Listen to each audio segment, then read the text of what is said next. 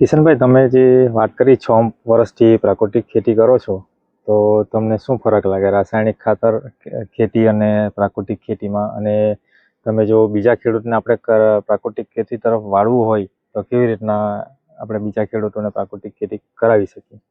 પહેલાં તો હું 6 વર્ષથી પ્રાકૃતિક ખેતી કરું એમાં મને એ રીતના ખબર પડી ગઈ કે હવે પછી જે આપણે રાસાયણિક ખેતી છોડીને નેચરલ ફાર્મિંગ તરફ ખરેખર આવવું જોઈએ.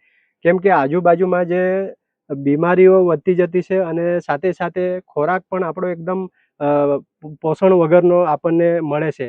એના માટે અમે જે સતત પ્રયત્ન કરીએ કે અમે તો જાતે કરીએ પણ બીજા ખેડૂતો પણ પ્રાકૃતિક ખેતી તરફ વળે અને જે પણ અમે આયામો કરીએ અમારી ખેતરની અંદર એ ખેતરની અંદર અમે જાતે પ્રેક્ટિકલી થોડા ઘણા ખેડૂતોને લાવીને પણ બતાવીએ, સાથે સાથે એમને સલાહ પણ આપીએ કે પ્રાકૃતિક ખેતીથી જે ઉત્પાદન આપણે મેળવીએ એમાં પોષણક્ષમ હોય, જમીન આપણી ફળદ્રુપ થાય અને ઓર્ગેનિક કાર્બન વધે. જેમ જેમ આપણી જમીન સુધરતી જશે તેમ તેમ આપણને ફાયદો થશે અને ઉત્પાદન પણ વધતું જશે.